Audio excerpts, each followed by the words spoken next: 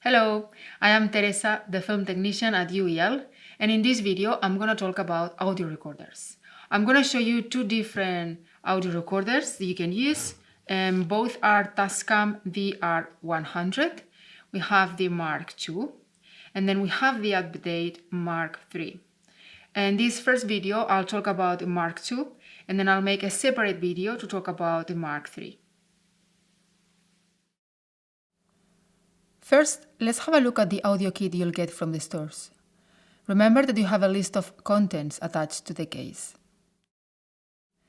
We open the back and we'll find one audio recorder, one SD card, usually of 4 GB, one foam windshield, one battery charger, one pair of headphones, one USB cable, and one quick start guide.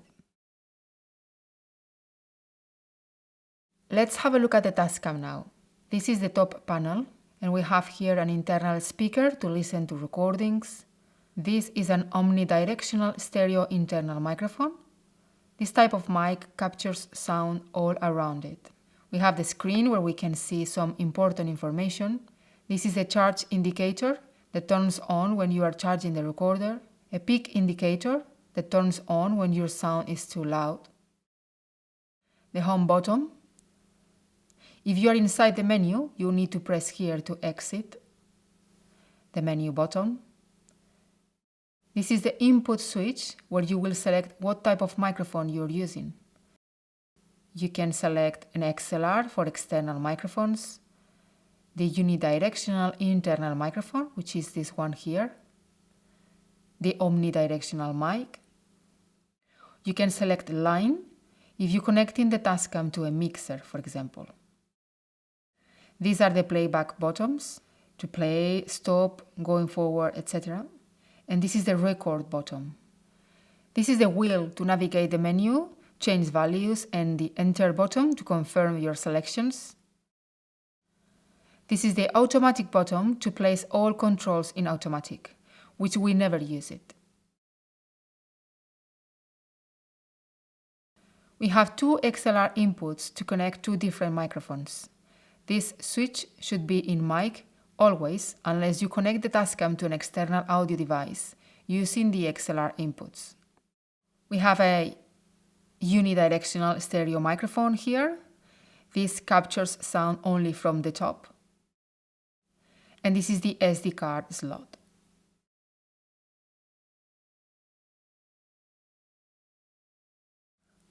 This is the hold button that blocks all controls.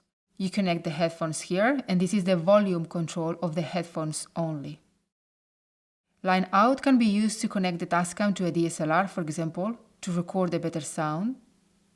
Line in can be used to connect the Tascam to an external sound mixer, for example. This is a USB port that you can use to transfer the files. This is where you will connect the battery charger. And this is the button to turn on and off the Tascam. This is the battery compartment. And this is the input knob. This controls the volume of the external microphones. If you are using one microphone, you can adjust the volume in both channels at the same time. But if you are using two different microphones, you can control the left channel and the right individually. This is the mic gain to set the sensitivity of the microphone. For voice recordings, keep it high. This is the auto limiter control to automatically level the volume when it's distorted, but we keep it off as it's best to monitor the levels manually. This is the phantom power. Usually we keep it off when working with the NTG2s, but if the internal battery runs out, you can turn this on. If you use a microphone without power, then you need to have this on. This is to turn on the internal speaker.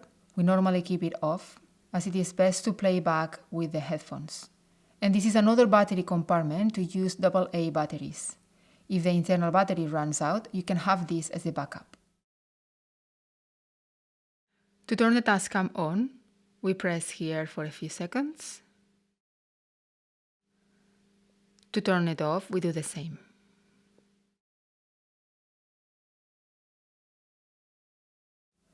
Before starting to record anything, we need to follow these steps.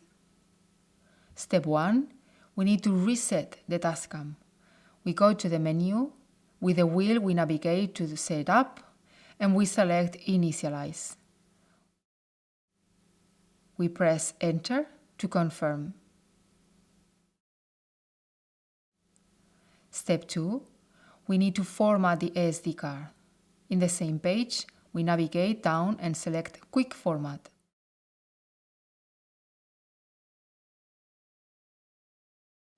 Do not select Full Format, or the recorder will spend at least 20 minutes formatting things inside the card that we don't need. Always select Quick Format.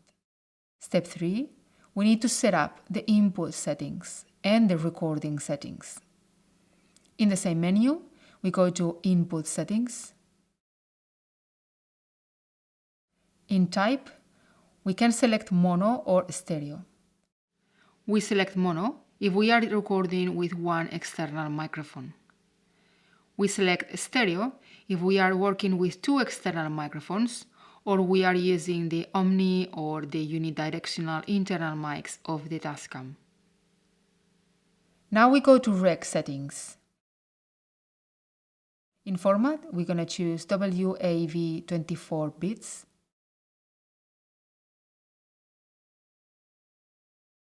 And we go down to sample. We can go there with these buttons here. And we're going to choose 48K.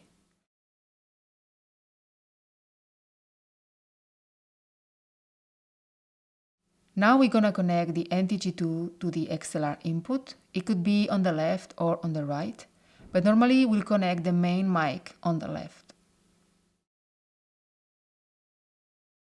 To disconnect the mic, you need to press the push button here and pull out.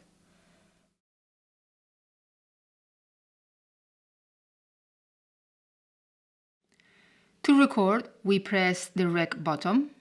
As you can see, the light is flashing.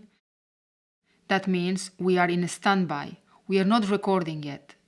We have to set up the levels first. To do this, we need to look at the screen and check the audio meters here. The volume shouldn't reach beyond this mark. Not all Tascams have a mark, but you can see it's about halfway through. You will use the knob to add or reduce volume as needed. Remember that to be safe, it's best to keep the levels a bit lower rather than higher. When we are ready to record, we press Rec again, and you will see on the screen the recording sign too. To stop recording, we press Stop. We do not press Pause. If we press Pause, you can see how the file name hasn't changed. Means that we are recording all the time in a single file. And this is not a good practice for editing purposes. Usually, you create different files every time you stop recording. So you need to press Stop. Thanks for watching. I hope you find this video helpful. Please email me if you have any questions.